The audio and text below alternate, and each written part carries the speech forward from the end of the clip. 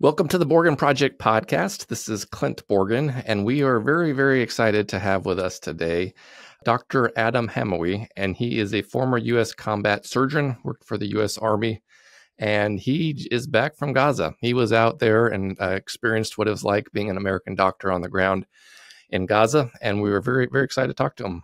Doctor, welcome. Thank you very much. Thank you for having me. So let me start here. Entering war zones is always scary, but you were entering a situation that was unique in a lot of ways. One is there's been a pretty deliberate targeting of medical personnel and aid workers. What was it like getting on that plane and heading out to knowing you were going into Gaza? You know, you're always second guessing yourself. It's not the first time, so that made it a little bit easier for me. Yeah.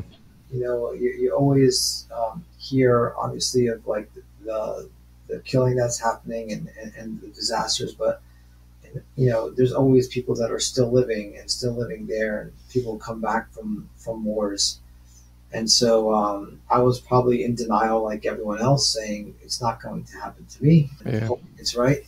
And just trusting in God that, you know, at some point we all meet our fate, and it doesn't matter if you're in bed sleeping or driving home from your local grocery store or across the seas over in Gaza.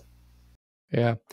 And you were definitely no stranger to war. You'd served in Iraq and been involved in other places as well. But I should note for our listeners, one really interesting aspect of your story is also that you saved Senator Tammy Duckworth credits you as saving her life when her helicopter crashed over in Iraq. And she's a senator who ended up lost both her legs, but is obviously a big fan of yours as well.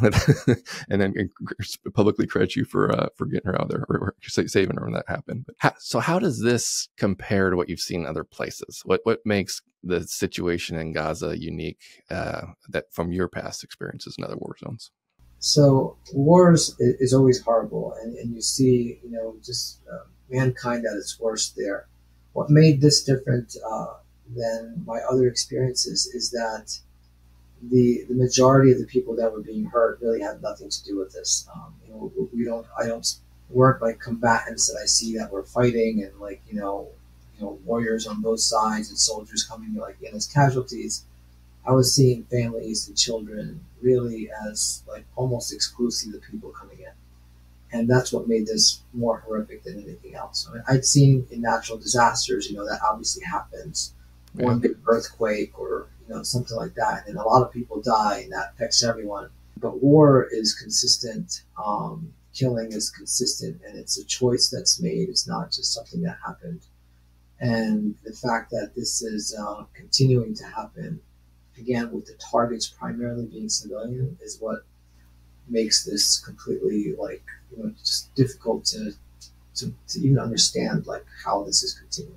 Yeah, and the letter you and a group of doctors and medical workers sent to the White House too talked about that, just regularly seeing children who had been shot in the head or chest by snipers. And is the maybe not consensus is the right word, but on the ground, your vibe there as being a medical doctor, this feels like it's deliberately targeting children and civilians. It's not just because they're using giant bombs in heavily populated regions that's killing all people. Is that safe to say that you feel like it might be deliberate targeting on by the IDF's part to go after civilians? So yeah, it's not just bombs. So clearly the bombs are killing, you know, everyone that's in the vicinity, but these are, again, deliberate, well-targeted gunshot wounds that are targeting, you know, everyone. They're targeting like children. They're targeting women. They're targeting, you know, people just like going about their business, like, you know, buying groceries, and that can't be attributed to an accident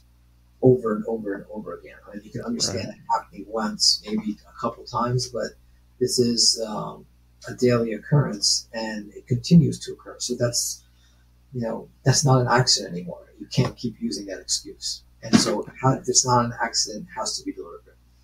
Yeah. So on the ground, a few things that stand out to me with this particular conflict too is one is it's basically the three words are trapped, starved, and bombed, right? So people are stuck in a region, they can't leave, they can't flee to another area. They're being heavily targeted, and then the food source has been cut off. What did you see? Like, I mean, you're operating there, you're obviously seeing a lot of patients, and then I'm sure occasionally you're getting to actually leave a building and and you see what's going on outside.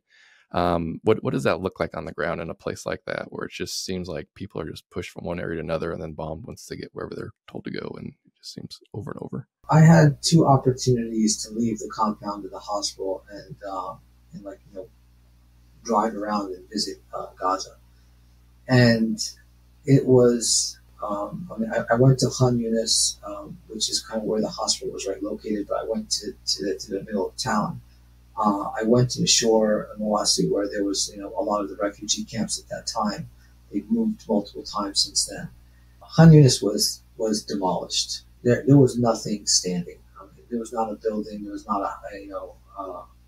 a school. It was just completely destroyed, and not just a small area. I mean, this was blocks and blocks. That was basically carpet bombed. And after the carpet bombing, it looked like people had gone in there. There was like destruction of property. There was also graffiti everywhere. This was a deliberate way to kind of give people nowhere to return to. I mean, there's nothing left to come back. You have to start from scratch. Even the roads themselves, and we see this happening now in the West Bank. The roads themselves, there's no pavement anymore. I mean, they go in there and they turn the roads over, and they turn basically they take it back to zero.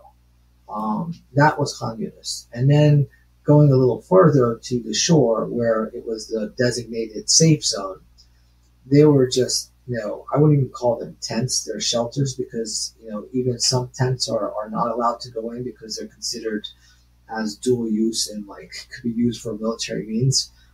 Again, hard to understand, but, they were basically blankets, sheets, whatever that could be, used to build a shelter. And again, for miles on end, and people just living on top of each other with no infrastructure at all. So this is like it's like you're going to the beach, and you're bringing a couple million people to the beach to kind of live with you there. Yeah. There's no no bathrooms, no accessible water. The food is extremely limited, and for most of the time I was there, it was there was just very little food available at all. There was no meat. There was minimal food. People were using basically starches to make some kind of bread and whatever vegetables that could be scavenged to kind of put on that. And that's from the deliberate of stopping Israel not allowing aid trucks in, right? Correct, or allowing supplies to enter there, or when they do, it's very minuscule and very. Yeah, it's a small amount that's allowed to come in. Definitely not enough for the whole population, and it is absolutely deliberate. And people are even that small amount. It's being obstructed by people hindering the trucks coming. So the thing that strikes me as really difficult for you folks doing the medical side of it also is the lack of supplies. And we hear this over and over again, just basic, being able to give people painkillers or knock them out while you're operating on doing surgery. Is that still an issue going on there? Is that kind of just this constant, never them not letting supplies in to even do basic medical work? So that's an issue that does go up and down. As supplies come in, you'll have small times when you actually have some medication to give and you are able to give anesthesia, but that runs out very quickly because it's not consistent. You'll get a few truckloads that are allowed to come through with some pallets, and some areas will be replenished while others are not. Again, there's a few of the facilities that will probably get some of these trucks, and most of the outlying areas will not. So depending on where you are and where you go to get treated, sometimes it's never available. Sometimes you're lucky if it's available, and then you're just kind of having to make do with what's there. Is it fairly common then to be having to amputate someone's leg without giving them anything to knock them out? Is that sort of the norm, or is that a here and there kind of thing? I wouldn't say it's the norm, but it is common. Yeah. It is common because the supplies, even when they are there, they're rationed, and they're rationed for that reason. It's who do we give this medication for? So sometimes the more serious, seriously injured or more serious surgeries, if you're in the right place at the right time, then something's been saved for you. While let's say you had an injury and some shrapnel, then you're more likely to kind of just get cleaned up and you're having wound care under no anesthesia. But yeah. It's not uncommon for amputations to happen when there's nothing available. It's just really based on your luck and where you are and what's there when you get there. Okay. How is it? And we'll segue here too. One really interesting story too about your background is you were trapped in Israel or excuse me, in Gaza when Israeli forces, and correct me as I blubber these facts here, but Israeli forces were going into Rafah, and at one point, so you were trapped for a bit. At one point, you had the opportunity to evacuate, but you decided to stay behind in solidarity with those colleagues that couldn't evacuate. How hard is this? I think a lot of us like to think we would do something like that, but the reality is, as humans, when we're on the ground under very horrible situations, you want to flee those situations. What was that like, trying to make that decision and then stay behind as you knew you could have been leaving? The most difficult was thinking of, my folks back home and my family. Every time anyone leaves this kind of situation, there's a huge amount of survivor's guilt. Like even after we leave with the group, we're allowed to go in and leave, but the Palestinians are there and they can't. And this was unique in that, like, we were a small group of people. We were coming in as a team, and you kind of build that camaraderie. And we were scheduled to go in and out at a certain time, and to allow some of us to go and others not to, and again, just based on our nationalities, not on really anything else. That just, it's that heavy on all of us. And when they first announced this to us, and we were all in a group, and there was a few minutes of like just complete silence, and we were all shocked, and everyone was thinking like now what? And I wasn't the only one to stay. There was like a couple others, but really everyone wanted to stay. And the decision of the team and our team leaders was like, well, we can't all stay because the whole point is to get people out. Yeah. And we just kind of went through like what everyone's situation, like what their family was like at home, like could they handle this? Could you like miss time from work? And I was in a position that I felt that I could stay, and I was hopeful that we would be able to get out, and I was hopeful that me staying and a couple of the other U.S. citizens being here with everyone else, it would facilitate, because I think left on their own, just based on nationality, I don't think I don't think everyone would have had the opportunity to leave had we not at least stuck together. And when you say nationality, is it pretty much Israel would be like the Americans, or people that would be politically challenging for them if they didn't allow them, or how was it broken down by nationality? So it was really initially just U.S. citizens that were allowed to leave, and I'm sure again it was like our representatives and like our embassy talking to Israel, and our relationship allowed that to happen. But what was funny or not funny about it is that we had some U.S. permanent residence green card holders with us, and they were not allowed to leave, which made that even more difficult, as well as the other nationalities. Once the three of the U.S. citizens decided to stay, that kind of gave wiggling room, from what I understand, for some of like the British citizens to be able to. There was again a limited number of seats on a bus to go, and so they kind of were able to leave with the U.S. citizens that left, and then the rest of us left. Some days later, with the Jordanians' help. Tell us what we don't know. So this is a very underreported war that Israel doesn't allow any international media on the ground. There's limited reporting coming out there. What we do here is pretty awful. You're one of the few Americans, period, that has been there, seen stuff. What should Americans know about this? I mean, we're the ones funding it. We're providing the weapons for Israel to do this stuff on the ground to citizens. What would be your takeaways on what we should know as American citizens? What's happening there is really against what we stand for. I mean, we're really killing civilians. We hear all these things about the news about like Hamas and the war against them, and that they're hiding out in these hospitals. I mean, I stayed in that hospital for like 3 weeks. I did not see one combatant in that hospital. I mean, like zero. And it's not just me. And it's not just there. I mean, we're talking about other hospitals as well. So when you see that the hospitals are being targeted, that's not targeting Hamas. The other thing is that the doctors themselves are being targeted everywhere. I mean, this is truly what's happening, is like healthcare workers are being targeted in their homes, and they're being targeted at their work, They're being taken prisoners, they're being shot, just like execution style. This is happening, for the last 10 months now. And there's no justification for this at all. And discrimination, I mean, I wasn't just in Gaza. Like, I mean, I just came back a few weeks ago. I went back to the West Bank and there as a, just for about 10 days or so.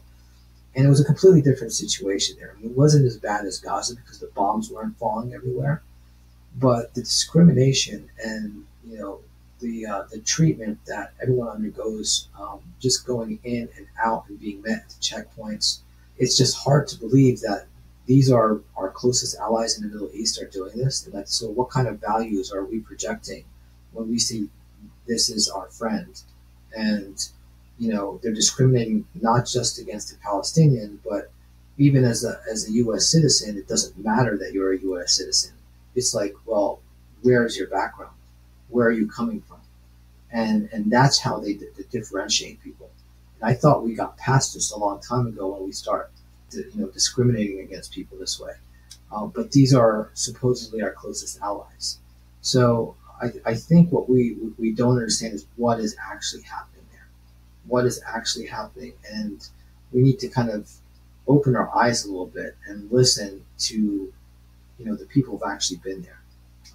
Not many journalists are allowed, but there's some people that are still reporting from inside of there. Doctors have been coming and going now for most of this year, and we're all consistently saying the same thing. And most of us don't know each other. I mean, we're just like, coming from all over the country. Yeah. I would tell people, open your eyes and really see what's happening, because it's not what you think.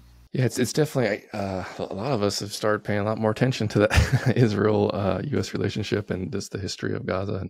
And it's definitely a lot more to it than it's often portrayed in the U.S. And it's pretty, you hit on the nail. Like, we're not following our own rules here domestically or international laws when it comes to how we're continuing to provide the weaponry to them, and just sort of ignore a lot of the discrimination and the lack of human rights that are occurring there at the same time beyond the war itself. So in a CNN interview, you described the evacuation when you were evacuated out of Gaza as like being in a science fiction movie. Everything was destroyed, and it took 3 hours to drive, which should have been a 15-minute drive. Upon crossing the border into Israel, it was like entering a whole new world, entering California, essentially, I think is a term you use, just more modern, and everything was business as normal, like no war was going on. Walk us through that one, or drive us through that one, I should say. Just going through the car and seeing the carnage, and then all of a sudden you're like basically feel like you're back in America. Right. So, I mean, driving in Gaza is like the apocalypse. I mean, it's really like the zombie apocalypse there without the zombies. Few people on the streets, especially in the area that we were driving through. And rather than a direct route to the gate that we're leaving, we had to take a circuitous route because we were directed on a certain path, and we were again avoiding going through Rafah itself and really going around it. And so we were driving basically initially alone on the road. There was no escort or anything like this. What we were doing is we were being escorted and watched by drones. So our communication the whole time, we had 2 cell phones. One cell phone was talking to Kogat, the Israelis, and they were directing us like, stop here, wait for a green light. And we were just like sitting waiting for a green light.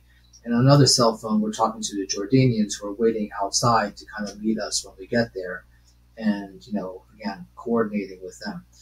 And so, we're sitting on these cell phones. We really can't see anything, but we know that we're being monitored and basically targeted, because the whole reason we're going through this is that so we don't get hit. And this is how kind of all movement happens inside of Gaza. Everything is coordinated. Everything is like, projected ahead of time.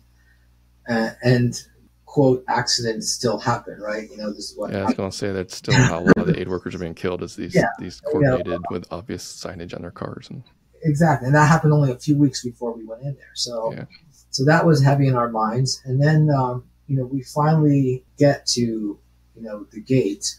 And again, it's not like on the Gaza side, it's not like there's a bunch of guards there. I mean, we really have, 2 workers standing there, and they say, go into this, basically like a shed with a camera and a microphone. And we have an Israeli speaking to us on the other side, show your passport, bring it up to the camera, We were told to empty all our food and water and throw it in the garbage. We tried to give it to our driver who was Palestinian, and we were reprimanded saying, no, take it back and throw it in the garbage. I mean, that was, the directions that we were given. And then when we finally, we walk like this no man's land about about the size of a football field to get to the wall, and we go to the checkpoints and the searches over there.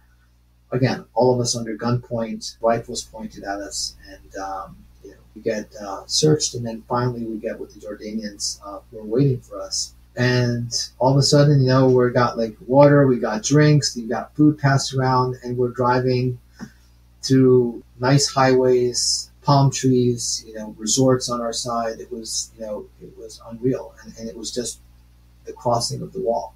That's the only difference. It's very Hunger Games kind of stuff, right? Where it's like, this section lives this way, and this section lives that way. It's exactly right. It's exactly that's it. This is the tell me what it's like to be used part of the segment here, because I'm always fascinated by anytime people go out and do aid work and then you come back to America, it can be really boggling on the mind how different things are and what things are people worried about here and what, all that stuff. You as a surgeon, you go from treating children that are being blown up and shot by snipers to being a plastic surgeon in New Jersey, and you probably have the tummy tuck conversations and the nose job conversations. What is that like? That just seems like two very, very, very probably polar opposite worlds to me. It's a completely different world. I think I'm blessed to have the ability to help people the way that I do. And when I made the choice to go into plastic surgery, because I used to be a trauma surgeon first, and just to was basically saving lives. But then part of what I was doing in Iraq when that happened is that we saw that saving someone's life was just not enough, because you wanted to live a normal life after that. People had their faces blown off and parts of their body that just need to be reconstructed. And so I think someone's well-being inside is just as important as saving their lives. And what I do here is I try to make people feel better, look better, but ultimately it's trying to make people feel better. It does get frustrating when you're looking at the problems sometimes that someone will come and complain about, but they're real problems that they're, and I think it's my issue, not their issue. I need to put things in perspective, and I think it helps me to kind of again try to empathize with the person that you're talking to, kind of look at it from their perspective, and it's hard to try to hold someone up to the standard of what the people in Gaza are going through, because I don't think any of us would pass that.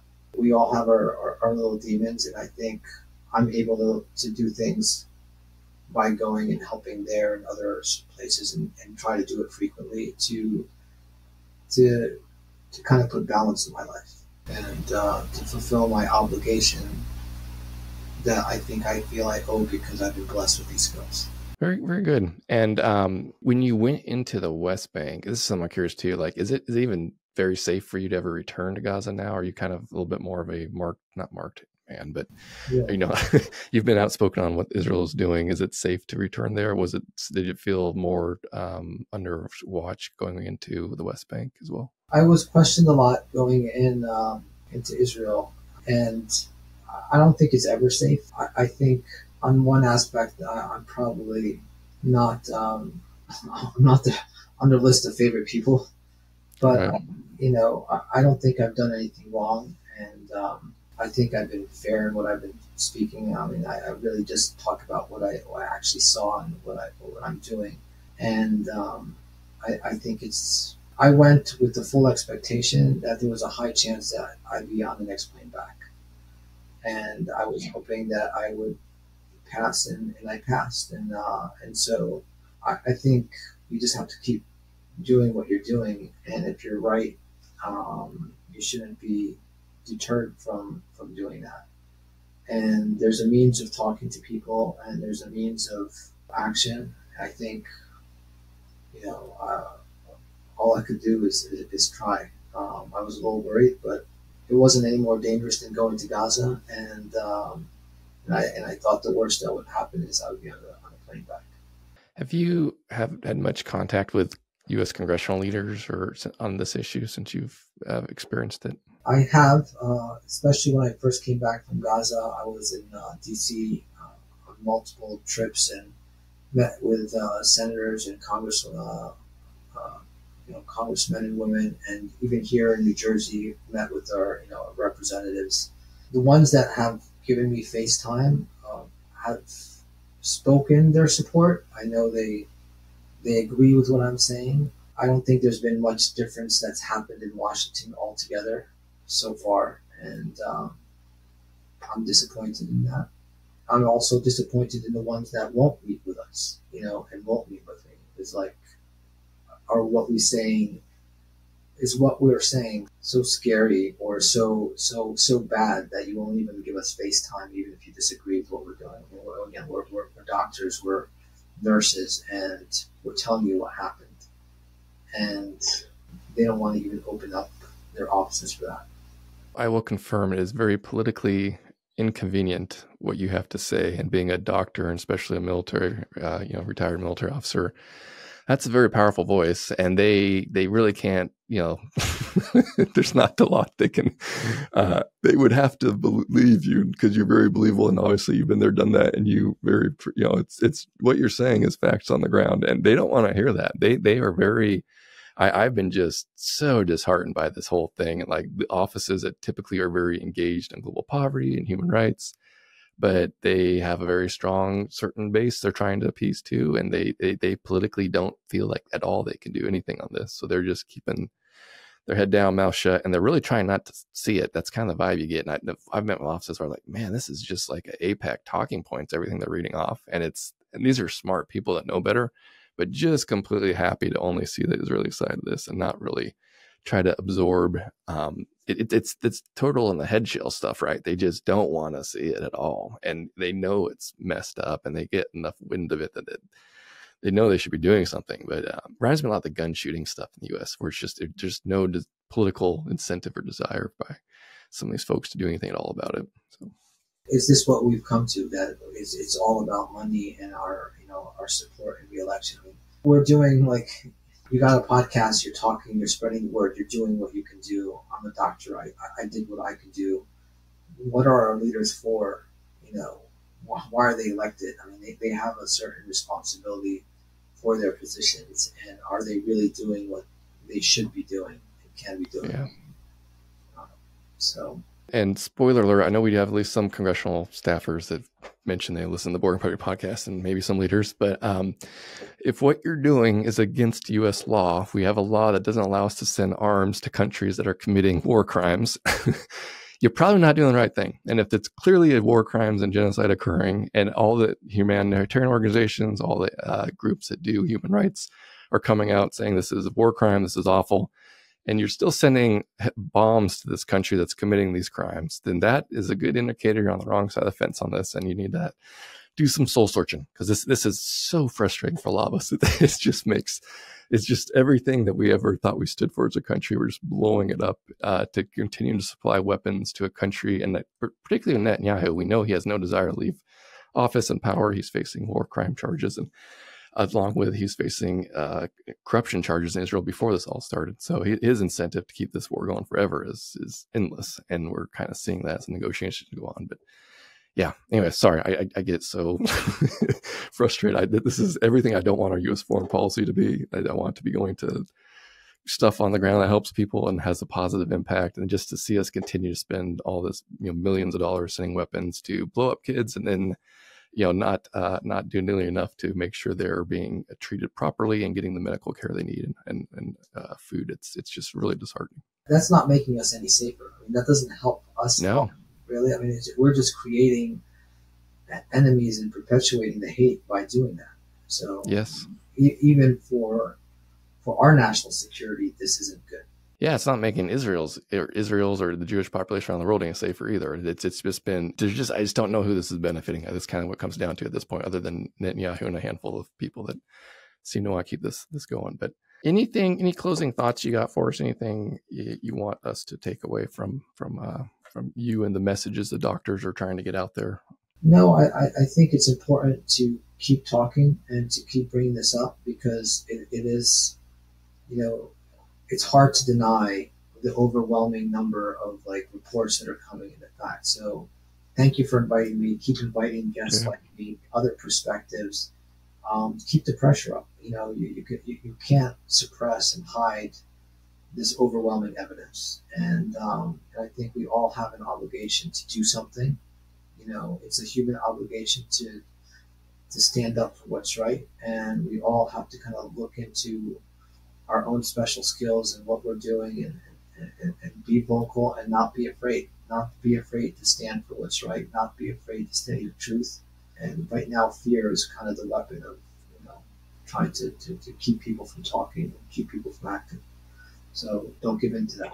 Well, thank you for your service. Not obviously not just in the U.S. Army, but as someone who hops on those planes and goes to these hard hit places and puts yourself on the line in order to help people you'll never meet again, and you'll see them briefly and make their life better and their families' lives better, but and do it with a little reward and fanfare. So we definitely appreciate it. You've been, and I've talked about this, I think, on the show past, but Gaza is really, I haven't been there, but just everything I'm hearing out of it as someone who's followed humanitarian issues for over 20 years now, longer than that actually, but it's just the worst. It's the worst of the worst. And there's just a handful of you folks that have actually been there and on the ground and helping. And we really, really appreciate your service. And I should say, so my daughter started her first day of kindergarten today, and I took her to the bus stop. So you've experienced Gaza, and I've experienced a father having his daughter step on that bus for the first time. So in some ways, we're kindred spirits in terms of the absolute horror we witnessed and the sadness upon us. But I really, really appreciate you joining us today. Thank you for inviting me, and yeah, I appreciate it. Good luck with your daughter. I mean, it's a long way to go. Later today, I got to pick her up on the bus stop, so that should be the easier part. But yeah, thank you.